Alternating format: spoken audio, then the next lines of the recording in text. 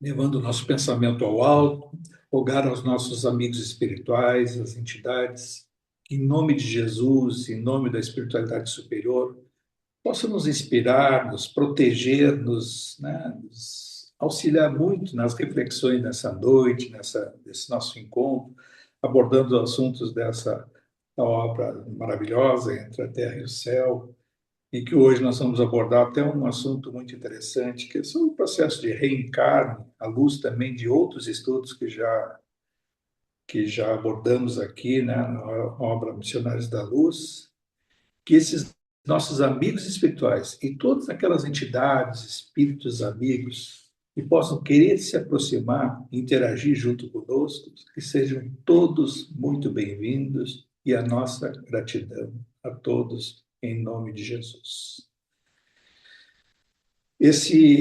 O capítulo que nós vamos estudar hoje, ele é abordado no capítulo 28, né, e o nome retorno do Júlio. A gente viu já nos capítulos anteriores que o Júlio havia se desencarnado lá na época de 1870. É interessante isso, que nós vamos até abordar esse tempo, né, porque ele cometeu o suicídio lá em 1870, na época da Guerra do Paraguai, exatamente por uma, uma incompreensão no relacionamento frustrado que ele teve com a Lina naquela época, que hoje é a Zulmira, né? E que houve a participação também, né, paralela com o Armando, que era o amigo dele, que foi o grande amor naquela época da Lina. Hoje é Zulmira e o Armando hoje é Amaro. Então, os dois se reencontram hoje, estão nesse processo que a gente já viu nos capítulos anteriores, e o Júlio cometeu naquela época um suicídio, tentou se matar numa primeira oportunidade tomando corrosivos, né, soda cáustica, e dilacerou toda essa região. Não desencarnou, mas ficou, né, com fortes, com a ruptura em toda essa região aqui, e algumas semanas depois ele realmente acaba se suicidando numa nova tentativa, se afogando no rio Paraguai. Fruto desse processo, a gente tem que olha, se localizar no tempo, né? Porque a gente vai ver nesse capítulo aqui a questão do tempo. Isso foi 1870. Na década de 40 para 50, que foi exatamente essa abordagem que nós temos dessa obra, né, que esse livro, esse prefácio aí de 1954, e provavelmente o rapaz ele desencarnou com 8 anos afogado, né, na década de 50 ou 40, vamos ficar. O processo de reencarnação dele foi se dar só lá na década de 40, ou seja, de 1870 até 1940, 40 e poucos, ele esteve amargando aquela situação do suicida. Provavelmente frequentando aquelas regiões, né, abissais, né, do Vale dos Suicidas, regiões muito difíceis, e a partir dali, sim, com um processo de resgate. E nesse meio tempo, com o auxílio do próprio Amaro, que era o Armando. A gente viu lá que o Armando, até quando houve a Lina que desenganou lá no Rio de Janeiro, com aquela charrete que ele estava vindo de um teatro, e ela se jogou na frente da charrete dele, e os cavalos ela desencarnou depois ali, fruto daqueles ferimentos. E no mundo espiritual, posteriormente, o Armando teve um reencontro com a Lina e foi atrás também do Júlio. E aí, nesse processo todo que se deu aí, esse intervalo de muitos anos, a gente vai pegar aí 70 anos, 60 anos, ele se comprometeu ao processo de amparo à Lina, hoje Zulmira, e ao Júlio, suicida por 2 vezes. E o Júlio, então, retorna quando o Amaro casa com a Odila e tem um filho, e esse filho se afoga aos 8 anos. Fruto do quê? Ressonância com aquele suicídio dele lá que ele provocou. Mas ficou a sequela do quê? Daquela primeira tentativa naquela oportunidade, a dilaceração de toda essa região aqui, né, a garganta, da traqueia e todo esse sistema respiratório dele, que vai ter muita dificuldade, porque na última encarnação não apareceu tanto acentuado isso, e sim o do afogamento. E agora ele vai ter a oportunidade de reequilibrar no seu corpo espiritual, perispírito, né? essas marcas daquele suicídio. E vai reencarnar novamente, a gente já viu até as causas, então foi o de aproximação, a própria Odila, que era a mãe dele nessa encarnação anterior, se reaproxima com a Zomira e teve todo aquele processo que a gente viu já de comprometimento da Odila em acompanhar o processo de reencarne dele no ventre da Zumira, aquela Lina do passado.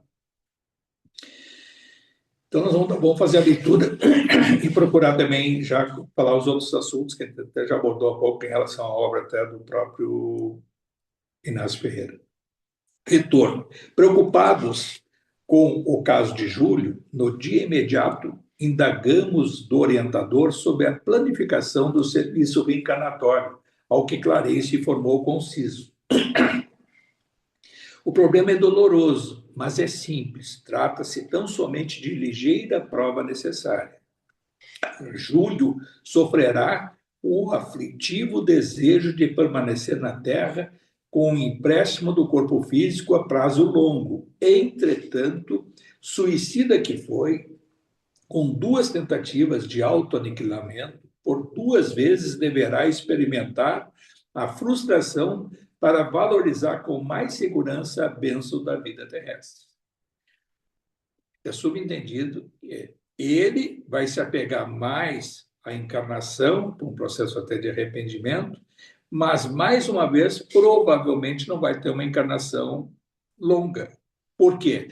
Porque para ele, para ser até o gesto dele de reencarnar o inconsciente dele, interagindo até com uma determinada consciência de reparação, de arrependimento, ou seja, está lá na obra o céu e o inferno, né? Pelo capítulo 5º, 6º, lá que trata das penas e da necessidade da alma, do espírito, né? De ele se defrontar com a sua consciência, os seus erros, acertos e necessidade de reparação. Ou seja, lá diz que todos nós erramos, passamos por um processo do erro, que nós trabalhamos sentimos o reflexo do erro cometido, ou seja, expiação, expungir, nós trabalhamos o erro e vamos procurar uma consciência. O que eu fiz para merecer isso?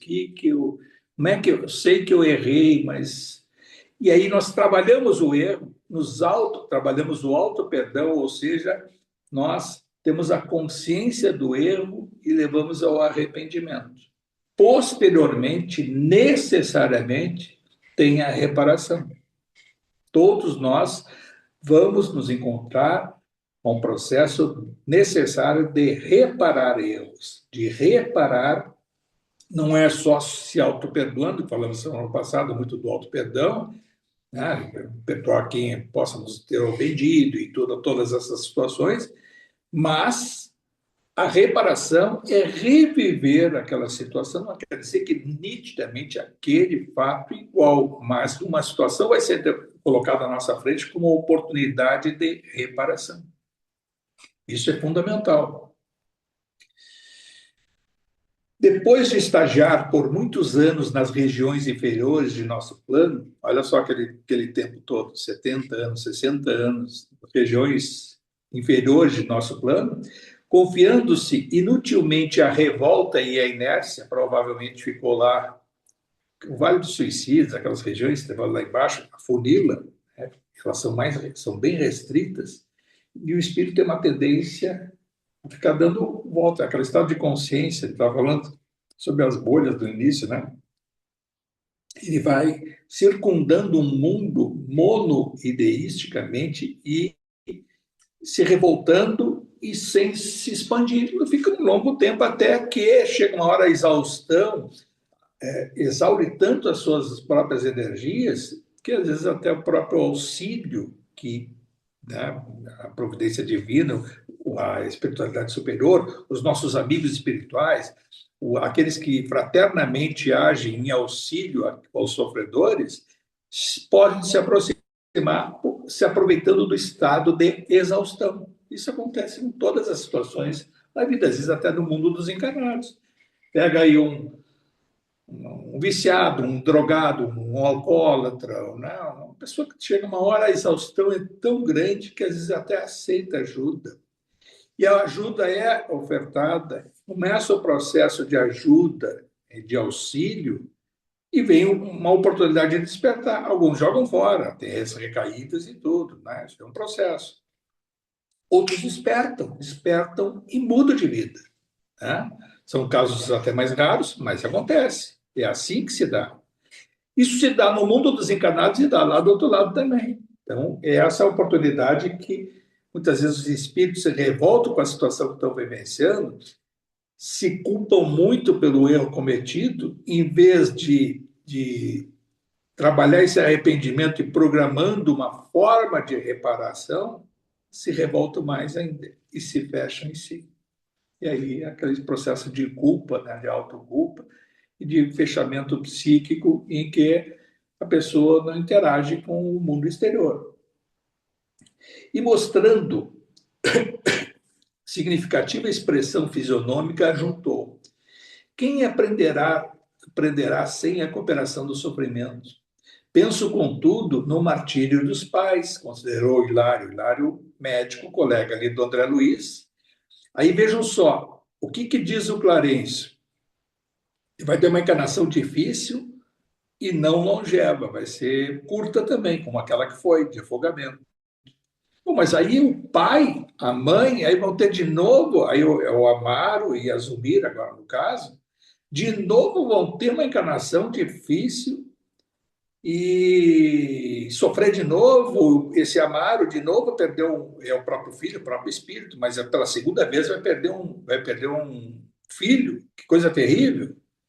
Parece assim, não existe coitado, né? A lei de causa e efeito ela é perfeita. A resposta do Clarencio.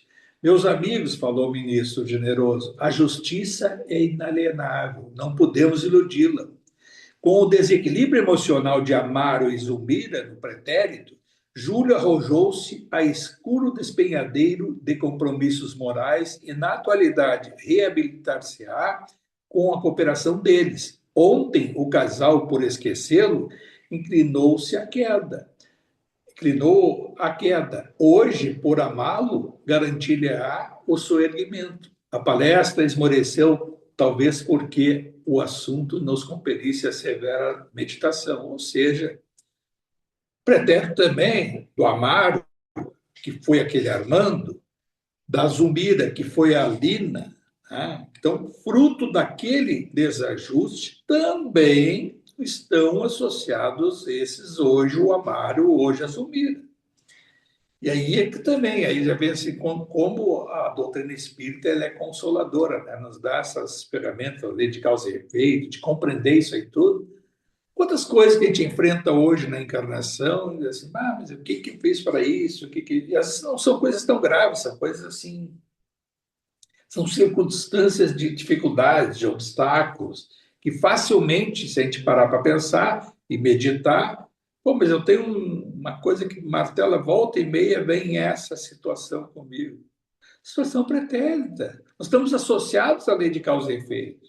Né? Nós já vimos várias oportunidades, nós não viemos de cima, né? Nós viemos dessas regiões, né?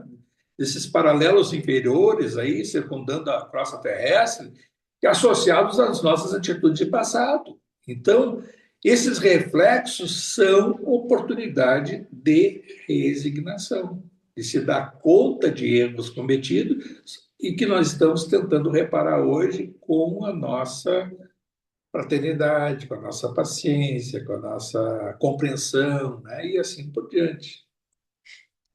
Interessante isso, porque tenta já olhar, oh, mas coitadinha, mais uma mãe e um pai que vão perder o filho com o segundo filho, que é o mesmo espírito, uma situação difícil, mais dor, mais sofrimento.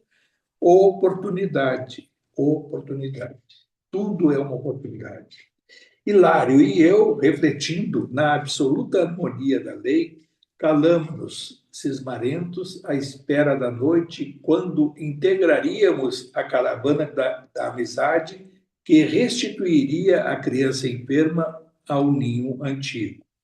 Com efeito, avizinhava-se a madrugada, quando alcançamos a residência do ferroviário, Amaro, né? Envolvida em sombra. Odila trazia nos braços o filho, né, o Júlio, irrequieto e gemente, enquanto o ministro, a irmã Clara, Blandina, Mariana, Hilário e eu rodeávamos ambos em silêncio. Penetramos a sala humilde, qual se houvera sorvido invisível anestésico. O menino emudeceu. Junto de nós, o orientador solícito explicou: o doentinho encontra grande alívio em contato com os fluidos domésticos. O reequilíbrio da alma no ambiente que lhe é familiar no mundo constitui base firme para o êxito da reencarnação. Ou seja, por essas e muitas outras razões, os espíritos têm a tendência de retornar ao próprio ninho, né, para as próprias convivências. E quando nós estamos encarnados, né, por maior que seja o processo de, vamos dizer, entre aspas, de sofrimento, não gosto muito da palavra sofrimento, o processo de reequilíbrio, de readaptação, nós nos sentimos melhores, somos mais acolhidos onde há mais afeto, onde há mais amor. Então, por maior que seja o transtorno no campo da saúde, o transtorno mental, o acolhimento maior é com aquele que mais tem a capacidade, né, de transmitir energias, né, de eflúvios, né, positivos, energia de amor. Francisco, Fala. tu tocou num ponto agora que eu acho muito importante, tá? Principalmente na doutrina espírita, que é essa palavra aí, o sofrimento, tá? Eu já vi, né, e muitas vezes já presenciei, né, alguns espíritas assim cansados, né, vamos dizer assim, ou nós assim como supostos ou curiosos, né, como espíritas ainda curiosos assim, né, ainda não nos aprofundamos assim muito, muitas vezes se queixando que o espiritismo tem muito sofrimento. E eu acho que a gente erra, bem como tu falou aí, eu acho que muitas vezes a gente erra a palavra, né? Na realidade, não é sofrimento, não é. Muitas vezes se usou lá no início do Espiritismo o castigo, o sofrimento, e não é, né? É um reajuste, é um trabalho para que a gente possa melhorar. E tu colocou uma coisa assim que é bem importante, né? As pessoas que muitas vezes nos ouvem, assim, elas. Se a gente lida muito com sofrimento, tu assusta as pessoas, tu volta numa era lá do catolicismo, lá naquela época, assim, porque assim, tudo é causa e efeito, tudo é Isso. karma, tudo é sofrimento, tudo... E na realidade, o sofrimento ele não existe, né? Ele só tem a reparação de muitas coisas que a gente tem que fazer, né? Agora, na realidade, tem razão essa questão de colocar da doutrina que começou com Kardec, a codificação do Livro dos Espíritos, 1857, 18 de abril de 1857. Ou seja, o marco do advento do Espiritismo é ali, mas depois as obras que constituem o Pentateuco, né, que são as 5 obras. Mas quem organizou tudo isso foi o Kardec, numa época, isso aí até é mencionado, até em obras póstumas lá, depois ele faz alguns comentários, aquelas da Revista Espírita, muitas cartas que ele recebia, relatos, e abordavam essas questões. Ele, por mais de uma vez, o Kardec disse que era necessário naquele momento, naquela época, para eles era o presente, de invocar paralelos com a igreja exatamente pelas sombras que nós tínhamos da Inquisição. Nós estávamos vindo num processo tenebroso do cristianismo, à luz da doutrina católica, né? Católica com sombra da igreja, não acusando a igreja, mas foi uma fase, e nós estávamos lá, estávamos encarnados nessa época lá, eu tive algumas ali, e do lado tenebroso da igreja. E aí, com o advento da doutrina, o espelho dessa se defrontar com essa situação do que é céu, do que é inferno, do que sofre, as penas, a culpa. Naquela época, um pouco antes ali, foi lá o Arnes, o Vianney Arnes, aquela obra dele, que se autoflagelava e sofria e tudo. Católico, cristão católico naquela época. E foi quem o José de Arimateia, ele era o rabino lá que deu né, forneceu o túmulo era dele e ele pediu para o Sinédrio para ser sepultado para Pilatos, para ser sepultado lá Jesus, e ele, a partir dali que a gente conhece todo o processo da ressurreição e tal e tal. Mas o José de Arimateia, aquele José, o Vianney Aires, aquele que se autoflagelava, exatamente para ter o sofrimento, a culpa de tudo que aconteceu com Jesus, e mais ainda a própria igreja que fazia com que outros sofressem. Aí já vem a degradação, né, das punições para fazer com que fosse até jogado na fogueira para os hereges, né, que fosse como se Deus quisesse punir alguém a própria morte ou sofrimento da carne mesmo, e a dor física. Isso é um desajuste nosso cultural. E a doutrina espírita, ela vem, na verdade, fazer esse marco e fazendo alguns paralelos. Então, não dá para dissociar muito isso, principalmente naquela época. Mas já hoje, com a doutrina espírita vindo com o próprio, não é de graça, né? Vem o próprio Kardec na figura do Chico Xavier, e vem através do Chico Xavier vários espíritos que se organizaram para trazer a própria obra do Chico Xavier, com a mediunidade dele, o Emmanuel, o André Luiz, que foi, na realidade, um médium de toda essa situação, para trazer essas obras da coleção André Luiz, e muitos outros espíritos que não estão registrados na bibliografia espírita, mas que participaram e que também tiveram participação com Kardec lá, trazendo várias das menções do Livro dos Espíritos, do Evangelho segundo o Espiritismo, né, do Céu e Inferno, e assim por diante, a Gênesis, né? São os registros da espiritualidade superior. Mas sempre tiveram que fazer os paralelos com a igreja e trazer o contorno maior para a origem do cristianismo, que é viver o Evangelho de Jesus na sua plenitude, é viver o amor. O amor, o Evangelho de Jesus é amor. E o amor é a prática da caridade.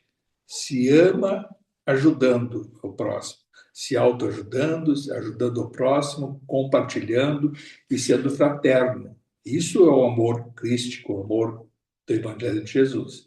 É importante registrar isso para não ficar aquela coisa do sofrimento. Por que eu não gosto da palavra sofrimento? Que parece assim, essa é a tua cruz, esse é o teu cabo, vai ter que sofrer. Não, só está, quando a pessoa percebe que está sofrendo, chamado sofrimento, ela já está em reequilíbrio. Ela já está trabalhando. Estou sofrendo. Por que eu estou sofrendo? Por que é isso? Como é que eu posso sair dessa? Já está em processo de reequilíbrio.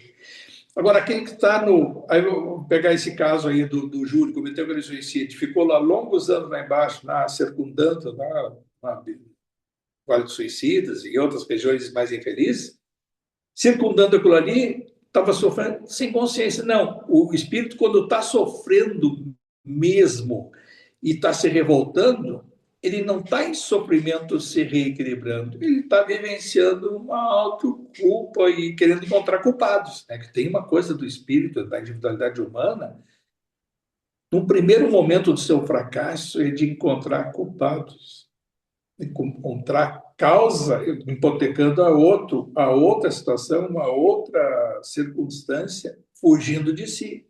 Isso não é nem sofrimento, é querer jogar a culpa nos outros, é jogar a causa do seu fracasso nos outros. E sem... Por que eu me inseri naquela injustiça? Bom, aí já vem, aí consola, né? A gente vai ver, pô, não é de graça, né? Alguma coisa, né? Eu tenho que saber. Não, não tem que saber. É resignação. Francisco, Faz como é que eu posso modificar isso a partir de agora? Oi, Sandra? Francisco, Assim, ó, tu tá lendo o Evangelho segundo o Espiritismo, e tem vários depoimentos ali de fulano de época de tal em Paris, aí quer, e vem muito essa palavra também de culpa, sofrimento, castigo. Mas nos tempos atuais, o que eu penso, assim, se tu lê o resto do livro de Kardec, tu sabe que esse sofrimento é só um aprendizado, não é um sofrimento em vão a dizer que é teu karma, teu isso, aquilo. Eu acho que é a falta da pessoa se esclarecer, o espírita que diz isso, é falta de estar atrasado na linha de pensamento e não se dá conta que a mensagem está do outro lado, né, da história.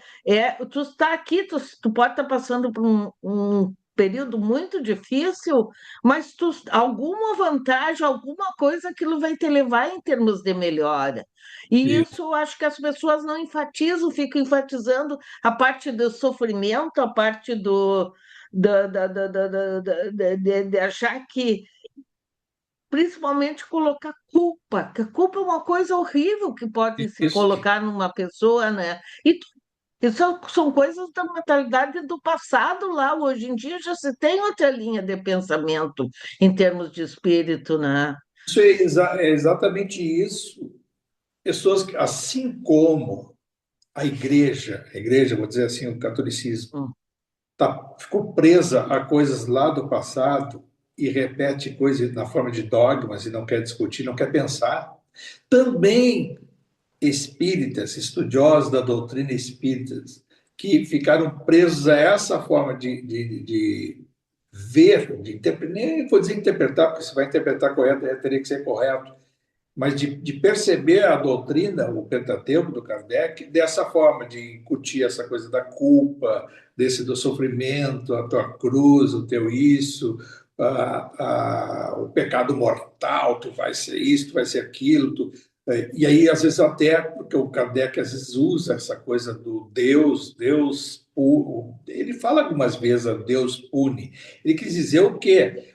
A lei de causa e efeito, não é o Deus que pune, né? Não é o Deus ruim. Não existe maldade, porque Deus é amor pleno, né? É benevolência plena. Mas isso aí nós vamos chegar numa outra seara, né? É essa que falta. Já alguns que já nem estudam aquela parte espíritas, né? Que até dão aí palestra, dão aí coisa e tal, e se manifestam, não estudaram nem o Pentateuco, não estudaram as obras do André Luiz, não estuda essas obras. Aí tem, vai dizer, vai ter preconceito, tem gente que tem preconceito com os espíritos que passam por média, essas obras do, não é porque o Bacelli, é o Inácio, tudo. Mas quanta informação tem aqui que junta com essa aqui? Mesmo essa de hoje, que estava até mencionando antes da aula aqui, de dizer coisas que não são absurdos, são coisas lógicas. Eu agradeço muito de ter chegado a essa informação, de poder chegar lá do outro lado com uma outra bagagem, né? Vou ter que me defrontar com muitos outros erros cometidos, mas vai facilitar em muito outras abordagens lá do outro lado, de compreensão, por concatenar essas coisas dessa informação que chega para nós, mas tem que ir atrás da informação. Não posso ficar de braços cruzados. Aí tem o livro, tem que ler o livro, se eu leio o livro, tem que procurar pensar no que leu. Não é fácil.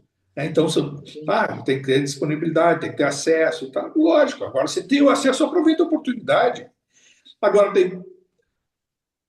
por que a doutrina, o espiritismo, ele não se expande? Por que estudiosos do espiritismo não se expandem como, não vou dizer estudiosos, mas como adeptos de outras doutrinas? Porque o espiritismo, ele necessariamente ele só vinga para a pessoa se ela para pensar e encontrar respostas. E para encontrar respostas tem que estudar um pouco. Por que um centro espírita às vezes não se expande tanto? Porque frequenta, aí toma paz, vai lá, melhora. Pô, aí chega uma hora, pô, recebi. A própria espiritualidade, né, vai nos intuir aí durante a noite, desdobramento, tudo. Pô, agora vamos servir, Vamos compartilhar qual é a história de cada um de nós. Um dia chegou, em geral, enfermo no centro espírita, ou uma curiosidade muito forte, recebeu muito e tudo, aí chega um momento, tem que compartilhar. Esse momento nosso aqui, são pouquíssimas pessoas, nem poucos se interessam e tudo, mas vamos fazer a nossa parte, compartilhar conhecimento, interagir, né, ponto de vista disso, daquilo. E se alguma coisa serviu em algum dos nossos encontros aqui para melhorar uma ideia, uma compreensão que vai ficar fixada, já é muito, é um processo, é muito gradual. A gente estava falando de eternidade antes, ali, aquela questão de Jesus, antes de Abraão eu sou, significa o seguinte, antes do sistema solar ele já era puro. Mas foge a nossa compreensão de infinito, isso é finitude, mas vai até quando? De quando? São os milhões de anos, e a gente fala de milhares, já não compreende, né? Imagina falar de milhões, milhões de anos ou bilhões de anos, e aí foge a nossa compreensão. E aí a gente está falando de uma encarnação e está falando do aproveitamento da encarnação no sentido de conhecimento. Vai chegar um momento em que nós vamos ter sede de conhecimento, nós vamos ter que aproveitar mais e mais, não vai ser nessa encarnação, lá do outro lado e lá nas próximas e tal, e vai ficar marcado, essa foi o ponto de virada nossa espiritual. Para trás foi adormecimento. A partir daqui, aproveitamento. E aí, quanto mais tiver a vocação de buscar o conhecimento da vida, aí não é a doutrina espírita, ou isso, o Evangelho de Jesus, são as referências, né? Tudo, nós estamos longe de viver a plenitude do Evangelho de Jesus, mas um dia vamos chegar lá. E esse vai ser o caminho que vai fazer com que a gente encontre sentido à vida e vai lá atrás, quando estiver bem lá na frente, olhar para trás e assim, pô, foi aquela fase, naquela encarnação, que eu consegui começar a mudar minha visão da vida, do mundo espiritual. Eu estava adormecido até então. E assim vai.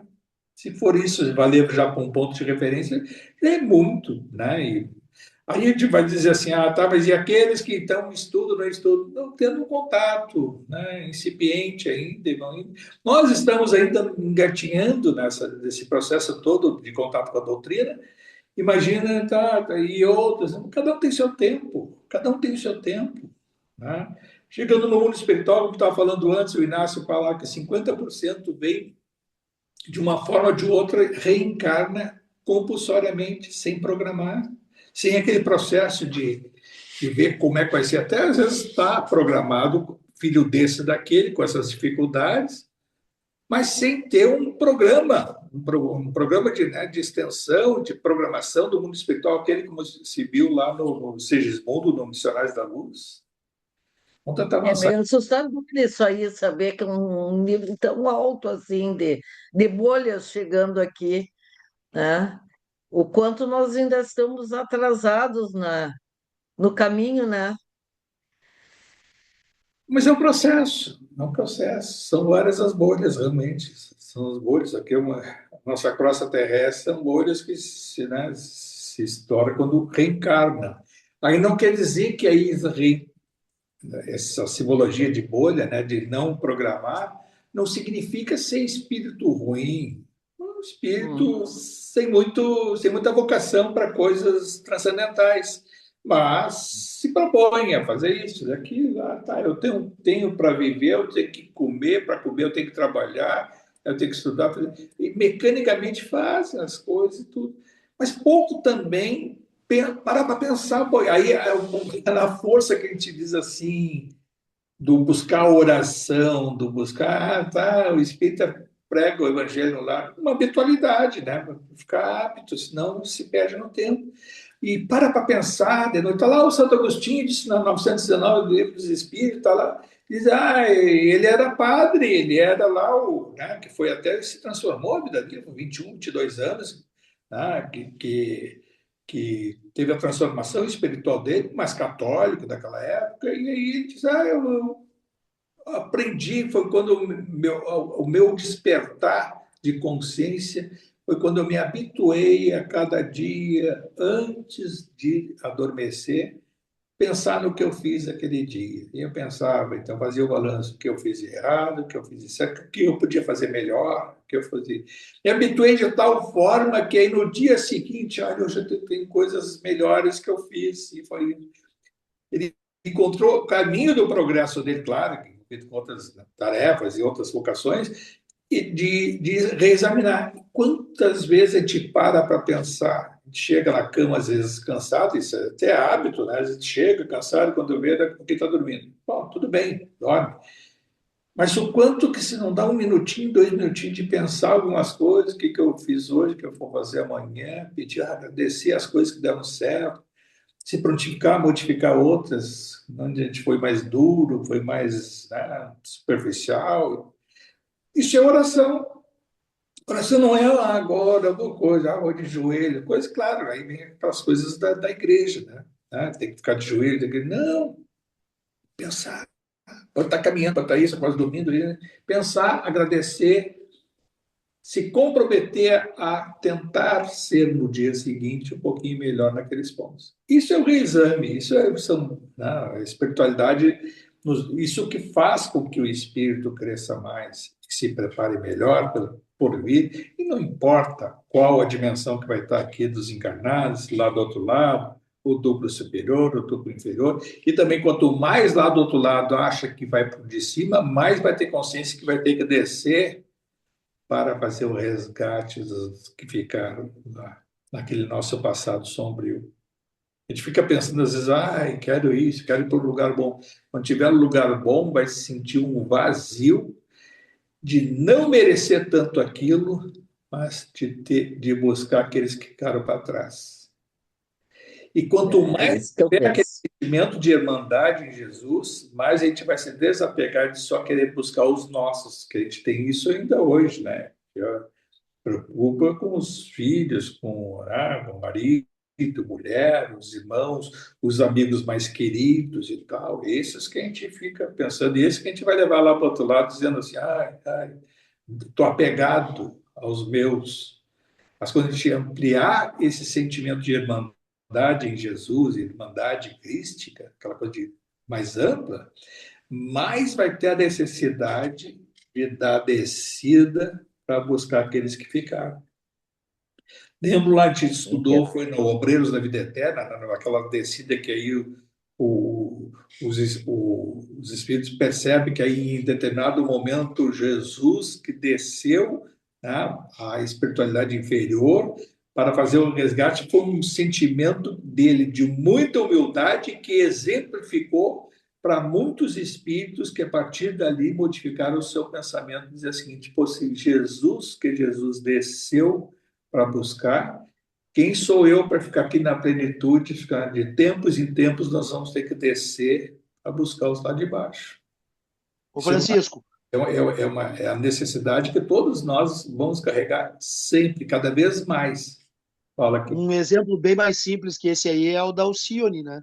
Já Sim, estava num patamar e veio, né? isso, Galgou uma caminhada de um retrocesso muito grande e mesmo o mentor dela dizendo assim, tu não tem essa necessidade, tu não isso. precisa mais fazer isso. E ela mesmo se colocou, né? Então, olha, Tem que se preparar é 50 anos para vir, né? 50 anos pra, desacelerando o processo e reprogramar tudo para vir. Mas esse sentimento, todos nós vamos carregar em diversas situações. Hoje a gente acha assim, que hoje a gente até esquece, né? Então, hoje na encarnação a gente lembra quem é o nosso filho hoje, quem é o nosso irmão, nosso afeto e tal. Tem alguns que foram nossos em outras, que estão adormecidos.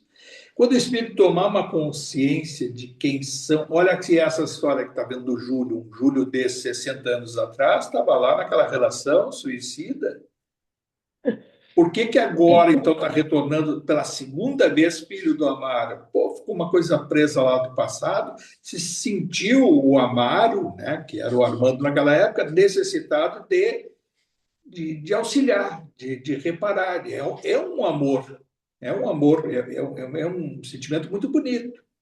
E aí, junto a toda essa situação, está lá, está na encarnação, é um ferroviário, tem uma família ali constituída, tem uma outra, a filha Evelina e tudo, teve a Odila, que foi a primeira esposa, a segunda. Não vai ser tão fácil essa encarnação do menino ali, vai desencarnar mais cedo e tudo, vai se defrontar com o que a gente está falando, um sofrimento, de uma dor, vamos chamar de dor.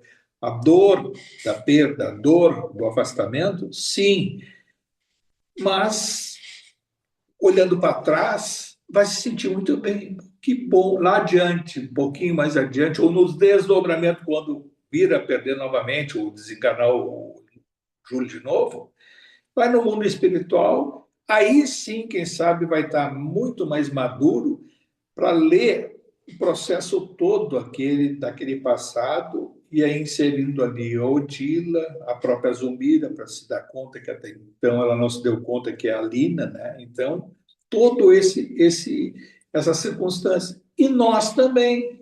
Tem coisas que a gente não vai saber aqui hoje, né, objetivamente, mas esse mundo espiritual, quando for apropriado, nós saberemos o porquê de determinadas relações.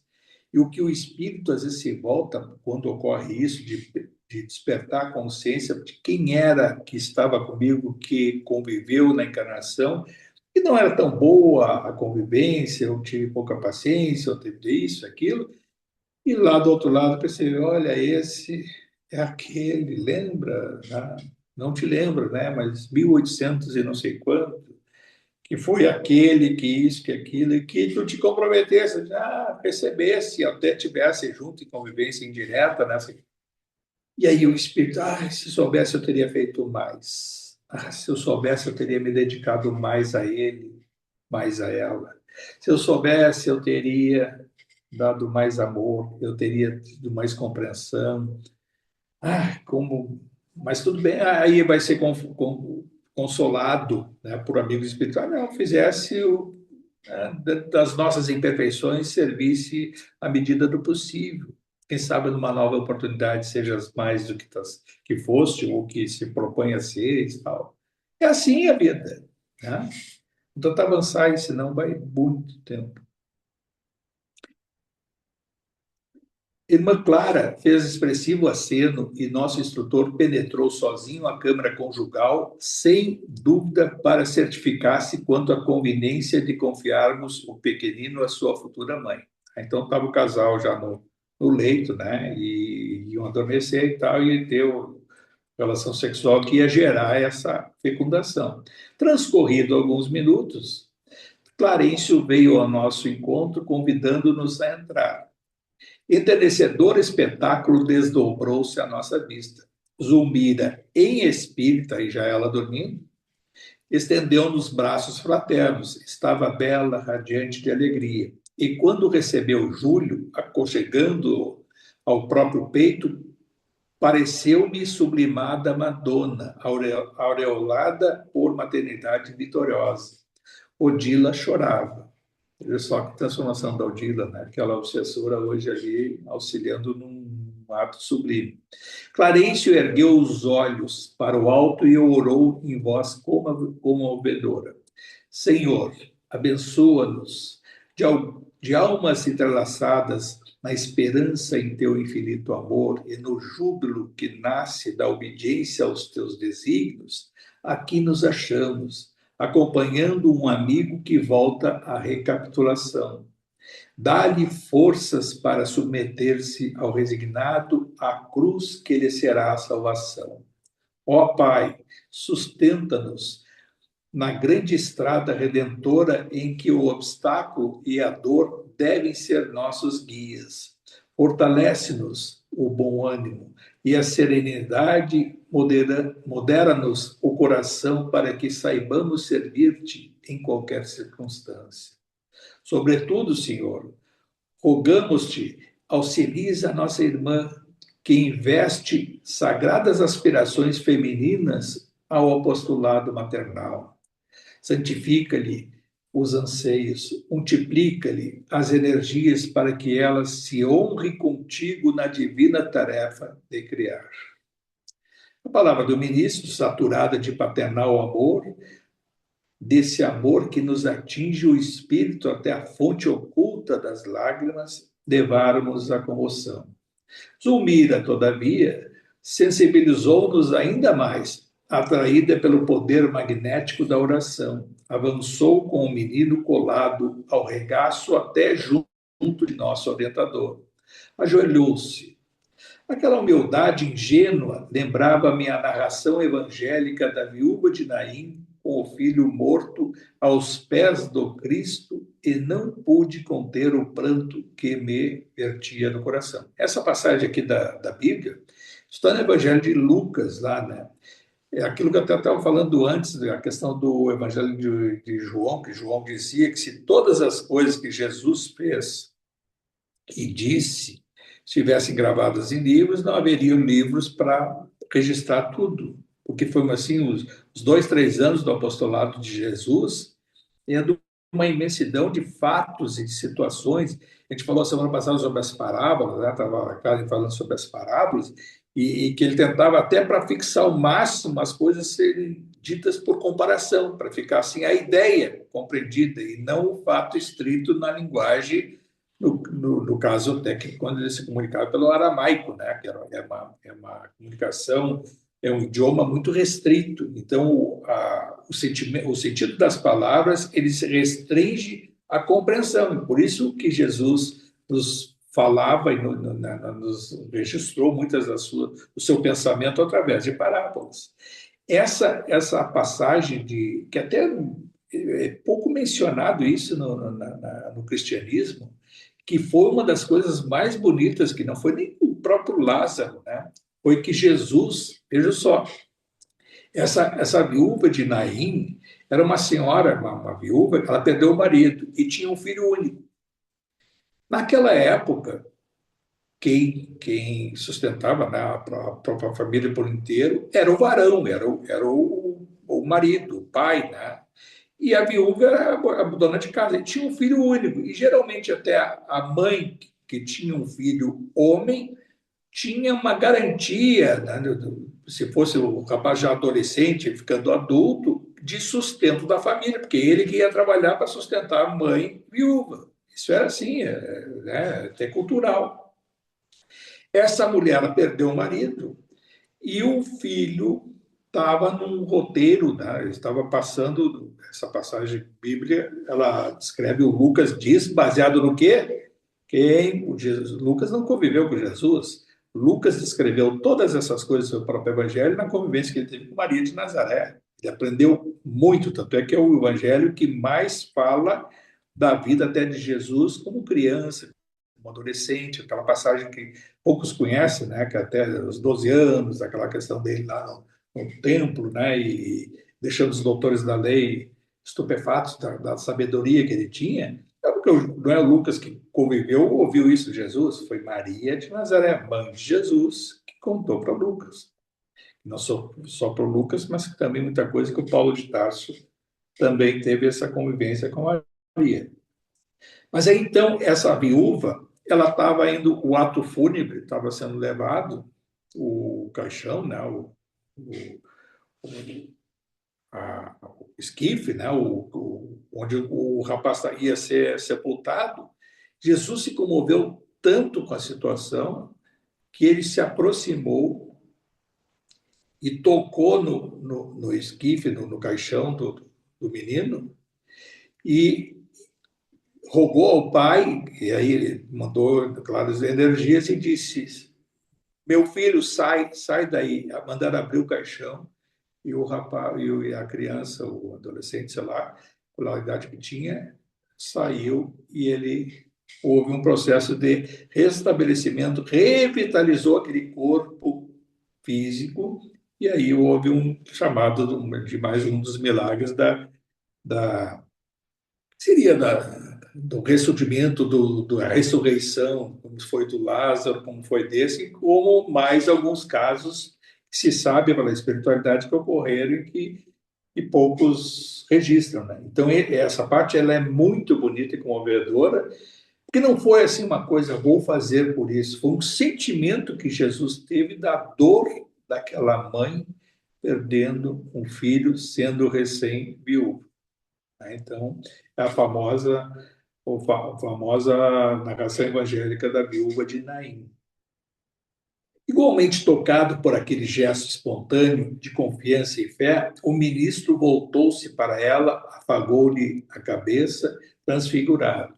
Algo de sublime devia ter acontecido na alma daquele missionário de abnegação que me habituara a querer com extremado carinho. Jorro estelar descia da altura, inflamando-lhe a fronte e da destra que acariciava a irmã genuflexa.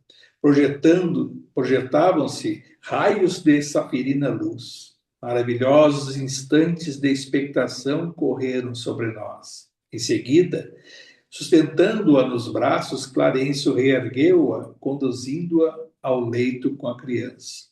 Zulmira, desde então, afigurou-se-nos integralmente concentrado no filhinho, que se enlaçou a ela, instintivamente à maneira de um molusco acomodar-se na própria concha. Júlio dormira placidamente, enfim.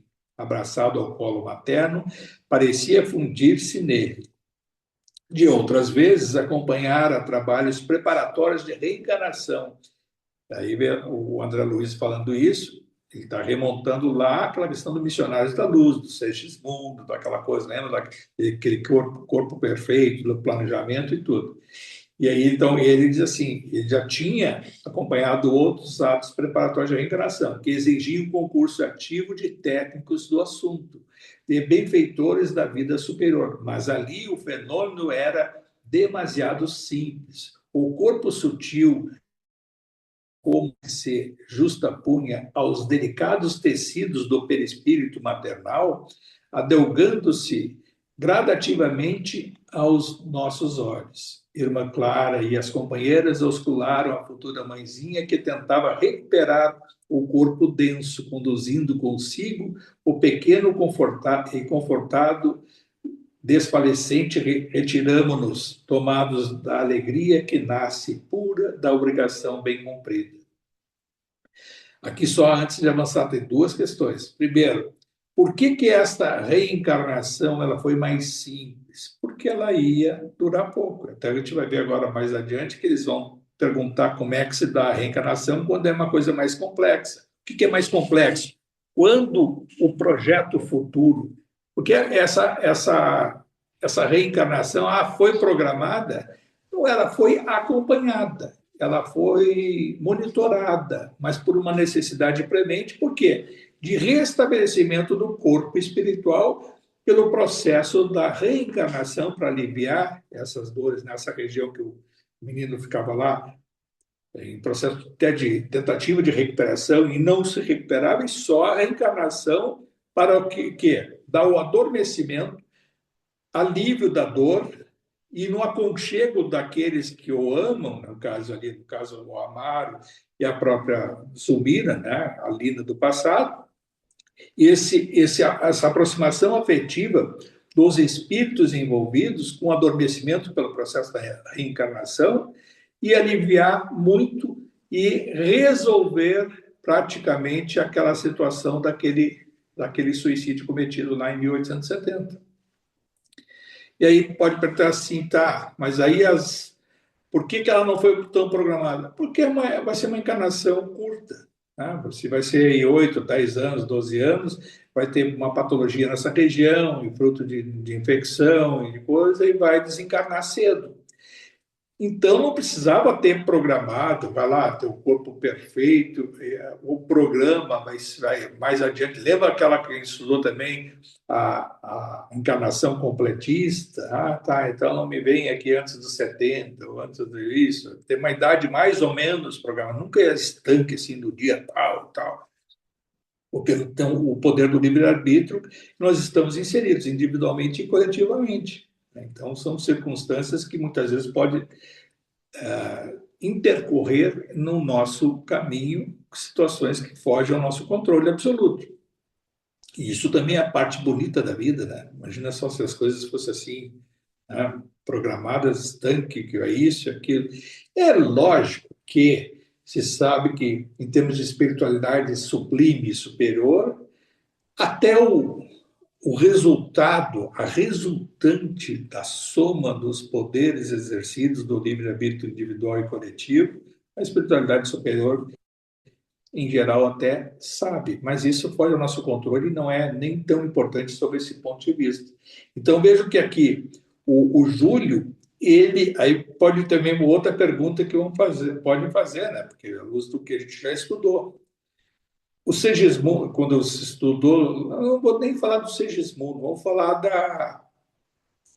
Lembram lá da que a gente estudou no nosso lar, o desencarne da Dona Laura, que aí ela vem, o processo de miniaturização e tudo e tal, e aí ela tem a aproximação com o futuro pai e mãe, tudo, aí reencarna, e aí é retirado dela a miniaturização que existe, e aí aquele corpo dela, o corpo espiritual, o perispírito dela, que é o corpo físico lá do outro lado, onde é que foi? Foi recolhido por um processo de cremação. Isso é, você sabe lá que até foi relatado naquele livro que a gente estudou do próprio Inácio, né? Daquele Sentido da Vida, não sei lá, que está aquele livro que a gente estudou.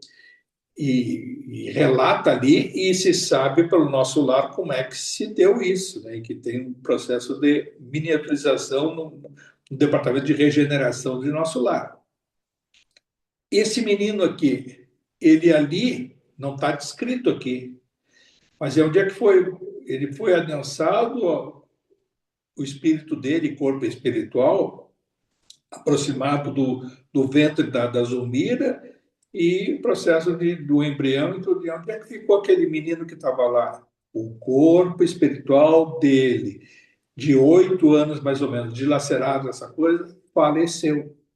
Ele desencarnou naquele momento. Não dá ali a descrição, até porque isso é uma obra que é que foi colocado o processo do desencarne com mais detalhes foi lá no Missionários da Luz, né? E muitas das coisas não eram para e aí foi o seu corpo chamado corpo físico, né? O corpo físico então morreu para renascer no ventre da mãe. Que loucura, que viagem é essa?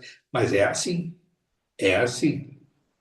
O corpo do menino provavelmente foi recolhido, não sei como é que foi ali o processo, não dá descrição, foi recolhido e vai ser sepultado, ou vai ser no cemitério, ou vai ser numa cremação e assim por diante. Provavelmente lá já a cremação, que estão vinculados ao nosso lar. Importante isso, porque a gente vai ligando as coisas, até mesmo nessa obra que eu estava comentando no início do Inácio, tem coisas que às vezes não ficam com a. E depois fui entender melhor, que eu estava falando no início, como é que se dá o processo de psicografia. Ela não é com detalhes, é com a ideia, né? E às vezes eu noto que o próprio Bacelli fica uns hiatos em algumas coisas que são ditas e não tem detalhes. Talvez uma imperfeição dele, não pegou toda a ideia, não descreveu. Na hora da revisão do Inácio, aí não acrescentou tal coisa, ou também não leu tudo lá do outro lado. Aí o que é feito pela editora é a revisão do português e não dos fatos. Tá? Então, o próprio Bacelli, falta de tempo e tudo, não lendo, né, na sequência para ver se tem alguma coisa que faltou para perguntar para o doutor Inácio, e não. Então, eu noto que tem alguma coisa que ficam uns hiatos. Só para assim, um parênteses para entre nós. Eles fazem uma visita à Uberaba Física aqui, né, na crosta terrestre, e aí está a Domingas, está esse Jorge Bachuete, o Daniel, esse aqui de Campinas, e a Modesto. E aí a Domingas diz assim, ali, olha uma nave, olha um OVNI. E aí o Inácio até disse, OVNI lá, os nossos do outro lado lá, que insiste com esse assunto dos OVNIs, nada mais é do que essa, olha que nave, olha que nave bonita essa, translúcida, né, e silenciosa, e passando aqui. Alguns do outro lado conseguem ver e ficam aí achando no seu imaginário que é isso, que é aquilo, nada mais é do que esses nossos planos paralelos. Quantas vezes a gente fala já se falou aqui sobre os ETs e o mundo espiritual, comprimento de onda, né? Então, a Domingas relatando o que estava vendo lá na Uberaba, mas no mundo espiritual, e alguns aqui, né, com alguma, ou às vezes foto, ou filme, vão ter a sensação de estar vendo ou ver mesmo esses OVNIs, né, entre aspas, né, não identificados, objeto não identificado, mas ele não é identificado porque quem não sabe, né, e quem percebe isso e fica nitidamente ali, é uma frasezinha, ele deixa assim solto. A Domingas diz assim, olha só que nave bonita, que coisa, passando ali entre eles, do plano deles. E aí o Inácio faz questão de deixar, ele deixa os OVNIs, né? Porque para aqueles que querem ver do outro lado e veem, chama de OVNIs, mas mal sabe que são naves, né? O nosso plano, o universo ele é um todo, não é só as coisas que a gente vê, né? Mas aí é bem aquela coisa que a gente estava falando bem no início, né? Quantos não estudam, quantos não buscam compreender fatos, aprimorar mais e mais para ter essa visão mais ampla. E aí ficam circunscritos a essa questão de mundo espiritual, como se fossem os paralelos, os mundos paralelos fossem só as coisas que tem que ter objetivo. Aí vou olhar para os planetas e quero achar a vida como ela é na crosta terrestre. E quando a gente está na crosta terrestre e sai, se desdobra da crosta terrestre e vê os duplos, o que está vendo? Mas aí aqui tem vida material? Tem, mas essa também, esse duplo existe nos outros planetas também, existe na Lua, né? Existe em tudo que é lugar, não existe espaço vazio. Odila encarregou-se da assistência a Zulmira e Clarencio prometeu seguir de perto os serviços naturais daquela gravidez incipiente. Quando nos vimos de novo, as sós indagações surgiram imperiosas. O ministro, com a paciência admirável de todos os dias, tomou a palavra e esclareceu.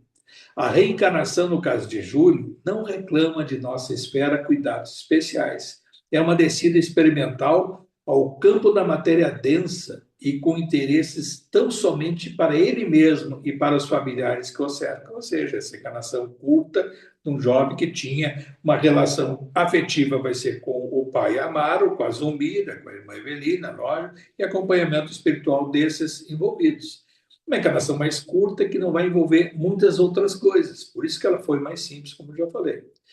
Todavia, se a existência do filho de Amaro estivesse destinada, no momento, a influenciar a comunidade, olha só, se ele fosse detentor de méritos indiscutíveis com responsabilidades justas nos caminhos alheios, o problema seria efetivamente outro. Ou seja, se ele tivesse uma tarefa envolvendo outras pessoas, e aí vejam assim, quando a gente tem uma encarnação, vai durar mais, e ao longo da encarnação vai ter uma tarefa que vai envolver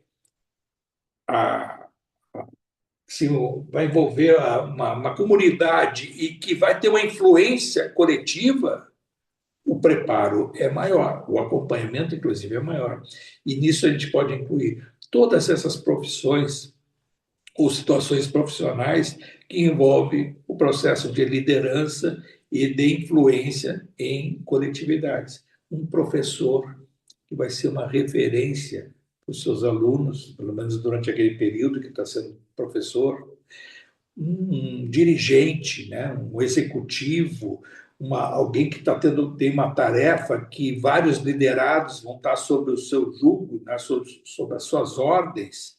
Essa responsabilidade ela é muito maior e o acompanhamento também espiritual passa a ser maior, mas pela apreensão, não pelo êxito de quem vai liderar o processo, mas pela responsabilidade que vai influir uma comunidade. Isso é muito interessante, fica até subentendido nesse texto aqui, né? Forças de ordem superior seriam fatalmente mobilizadas para a interferência nos cromossomas.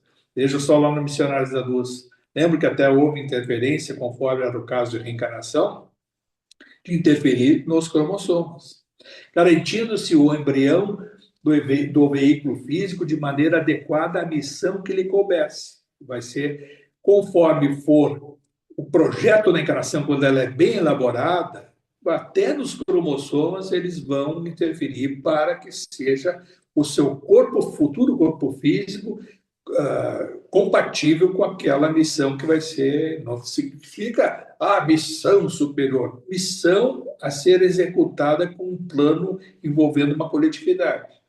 E se o reencarnante fosse um homem de larga intelectualidade, perguntou Hilário, merecer-nos-ia cautelosa atenção na estrutura cerebral, para que lhe não faltasse um instrumento à altura de seus deveres na materialização do pensamento. Quer dizer, se a encarnação futura tivesse, né, como uma das faculdades do estabelecimento de ter uma vivência no lado intelectual e de influência, e sempre leia-se aí, de influência sobre uma coletividade, teria um acompanhamento melhor na área cerebral daquele reencarnante. E se fosse um médico, um grande cirurgião, por exemplo, perguntei para minha vez, o André Luiz pergunta, se fosse um médico, e se fosse um cirurgião, por exemplo, receberia assistência aprimorada na formação do sistema nervoso, assegurando-se pleno domínio das emoções. Eu me lembro lá muitos anos atrás, uns 30 anos atrás ou mais, lá no FEM, eu conheci um cirurgião, né? Um cirurgião muito bom lá, que tinha um senhor, já, né? E ele era conhecido assim, um excelente cirurgião, né? Os caras dele tinham uma técnica bem aprimorada. Eu me lembro que ele dizia assim, não, operar para mim, eu toco piano, eu adoro piano, ele dizia. E operar para mim é como se fosse tocar piano. Aí, hoje, lendo essa parte aqui que diz assim, da formação do nervoso, e ele dizia, imagina só se eu não tiver essa faculdade de mexer as mãos, e as cirurgias que ele fazia eram tão delicadas que qualquer erro de coisa, uma sutura que fosse mal feita, ou usar o bisturi que fosse romper um outro vaso que não seja feito, imagina só a coisa. E aí ele dizia da habilidade das mãos, o bisturi com tudo e concentração. Olha aí, a formação do sistema nervoso, de preparação para a investida. Era uma pessoa boa, um bom profissional, né, renomado e tal, e as suas coisas pessoais, não importa, mas êxito profissional, acompanhamento, provavelmente sempre nas suas cirurgias, sintonia, vai dizer assim, mas todos são, não, nem todos, sintonia espiritual, não, o que a gente se propõe a fazer é procurar fazer bem feito. Quando a gente se propõe a fazer bem feito uma coisa, nós temos sintonia de bons amigos espirituais que vão nos auxiliar e nos dar a condição, às vezes, de concentração para aquela tarefa. Muito interessante. Por que não mais indagássemos especificamente, o instrutor continuou? Contudo, em milhares de renascimentos na Terra, o princípio embriogênico funciona de forma automática a cada dia. A lei de causa e efeito executa-se sem necessidade de fiscalização da nossa parte. Na reencarnação, basta o magnetismo dos pais, aliado ao forte desejo daquele que regressa ao campo das formas físicas. Aquilo que eu estava falando no início, daquelas bolhas, daqueles espíritos, eles é que têm o interesse, né, de reencarnar para sair daquele estado no mundo espiritual, na erraticidade aí. Então, se autoprograma de uma forma muito limitada a reencarnar. Qualquer oportunidade, eles vão. Então, tem esse processo todo do reencarnar. Aí não vai dar tempo de a gente avançar naquilo ali. De retorno ao corpo físico, estamos invariavelmente animados ao propósito firme, seja o anseio de alijar a dor que nos atormenta, olha a dor que nos atormenta, a maioria dos espíritos, 50% está lá no livro do Inácio, mas cerca de 50% ficam com dor do outro lado, dor de sentimento, dor mental, dor de querer fugir de si mesmo, e aí vem se esconder aonde? Na carne, reencarnando. As aspirações de conquistas espirituais que nos facilitem o acesso à vida superior, o voto de recapitular serviços mal feitos ou o ideal de realizar grandes tarefas de amor entre aqueles a quem nos afeiçoamos no mundo. De modo geral, A maioria das almas que reencarnam satisfazem a fome inquietante de recomeço. Quem não atendeu com exatidão ao trabalho que a vida lhe delegou, depressa se rende aos impositivos da repetição da experiência. E o ressurgimento da luta física aparece por bênção salvadora. Ou seja, o espírito foge de si mesmo, se arrepende, tem um processo às vezes de arrependimento, mas sem metabolizar, sem trabalhar muito aquele processo do arrependimento, e aí usa a fuga. E aí a fuga de onde está, nada melhor do que reencarnar. Só que quando se dá conta que reencarnar é a busca do sono, é como se fosse quem está aqui encarnado é buscar o sono pela morte, pelo suicídio, né, pela fuga. E aí acaba se defrontando com isso. E no mundo espiritual, a fuga de lá é o processo do reencarnar. Milhões de destinos se reestruturam dessa forma. Qual se refaz uma grande floresta? O Inácio falando exatamente dos milhões que existe isso. A sementeira cresce, estimulada pelo magnetismo do solo. A existência corpórea germina de novo, incentivada pelo magnetismo da carne. Ante a pausa ligeira no ministro, Hilário perguntou respeitoso: o seio maternal, desse modo, nosso mentor completou-lhe a definição respondendo: é um vaso anímico de elevado poder magnético ou molde vivo destinado à fundição e refundição das formas, ao sopro criador da bondade divina, que em toda parte nos oferece recursos ao desenvolvimento da sabedoria e para o amor. Esse vaso atrai a alma sequiosa de renascimento e que lhe é afim, reproduzindo-lhe o corpo denso, no tempo e no espaço, como a terra engole a semente para doar-lhe nova germinação, consoante os princípios que encerra. Maternidade é sagrado serviço espiritual em que a alma se demora séculos, na maioria das vezes aperfeiçoando qualidades do sentimento. A palestra prosseguia valiosa, mas o tempo nos convocava a outros mistérios e, em razão disso, fomos constrangidos a interromper o nosso entendimento em torno do que havíamos visto. E aí terminou o capítulo. Avançamos muito hoje. Então é isso aí, pessoal. Nós não vamos hoje abordar, eu queria até depois, talvez semana que vem, dar uma falando sobre essa questão do reencarne e do compulsório e do ovoide, e também uma questão que é abordada ali, das formas que há, como há o desencarne e o reencarne, e como na vida, no dia a dia do espírito, significa tudo isso, inclusive a escolha do sexo. Existe, e até o Inácio aborda isso, que pelo menos a metade da população, ela reencarna quase que compulsoriamente. Muitas das vezes, a gente viu ali aquela questão dos cromossomas. A gente sabe que o sexo, fisicamente, está ligado aos cromossomas. Às vezes, o cromossoma que vai se formar daquele embrião do espermatozoide do óvulo não é compatível a um determinado sexo. E o espírito que está reencarnando quase que compulsoriamente aquela bolha é masculino. E vai reencarnar, às vezes a composição dos cromossomas é feminina. Reencarna o homem que vai reencarnar a mulher. E aí, não necessariamente vai ter uma polaridade desvirtuada, ou vai ser um homossexual, um transexual, seja o que for. Não necessariamente.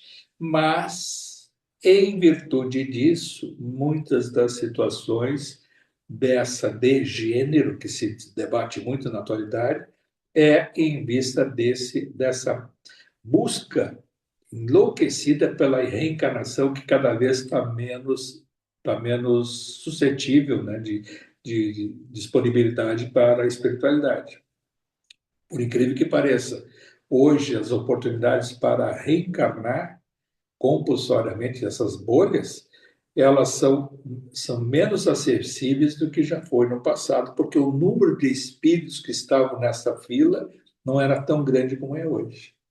E por isso que às vezes há nesse processo, desse turbilhão todo de busca de corpo, há uma disfunção entre a polaridade sexual e o futuro corpo físico, que vai ser fruto da junção do embrião. É um assunto mais complexo, né? E também não é um assunto acabado, porque eu, sinceramente, até tem uma parte que ele aborda esse assunto aí, de 2 ou 3 capítulos, eu parei, voltei para ler, para ter uma outra conversa, não estava. E mesmo assim, ele ficou meio que incompleto. Acho que houve algum probleminha também na psicografia, que ficou um hiato, né, de algumas coisas não explicadas.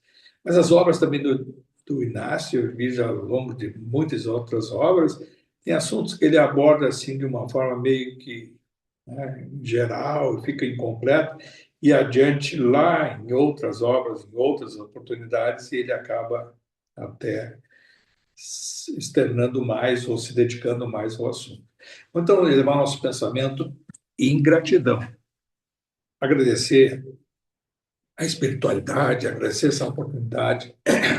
Ficamos hoje até passando um pouco do espaço do tempo, mas não deixar também de pensar o quanto que foi possível de abordar assuntos que são, certamente, eu não tenho nem dúvidas disso, viu? Cada vez mais tendo assim acesso a informações do mundo espiritual, o quanto que isso vai facilitar muita coisa no nosso porvir, no nosso futuro, a nossa compreensão, né, do que é esse processo da encarnação, dessa oportunidade que cada um de nós tem de estar aqui na crosta terrestre, investidos nesse nosso corpo denso, chamado corpo físico, e que certamente nos processos de desdobramento do sono, durante a noite, que cada vez saímos do nosso corpo, não deixa de ser uma sensação também de desencarne a cada noite de dormida, né, de relaxamento do corpo físico, e também lá, mais adiante, que mais uma vez nós haveremos de desencarnar. A nossa chegada no mundo espiritual, ela vai ter muito dos nossos componentes de percepção, né, do que é a vida aqui no mundo dos encarnados, e também um facilitador de chegar do outro lado e se adequar, quem sabe lá, né, se permitir o mundo espiritual superior, a nos auxiliar a compreender melhor a vida como ela é e logo, logo o que dizem os espíritos, e se dar conta e procurar se ocupar. Ocupar trabalhando, servindo, estudando, para que mais e mais tempo possamos ficar do outro lado e temos, quem sabe lá adiante, a oportunidade de programar uma nova investida aqui na carne. Por todas essas concepções, por todas essas situações que permite o mundo espiritual, que permite Jesus e os seus mensageiros, essa nossa compreensão, nossa redobrada gratidão. Pai nosso que está no céu, santificado seja o vosso nome. Venha a nós o vosso reino e seja feita a vossa vontade, assim na terra como no céu. O pão nosso de cada dia que nos dai hoje. Perdoai as nossas ofensas, assim como nós perdoamos a quem nos tem ofendido. E não os deixeis cair em tentação, e livrai de todo mal, Senhor, e que assim seja.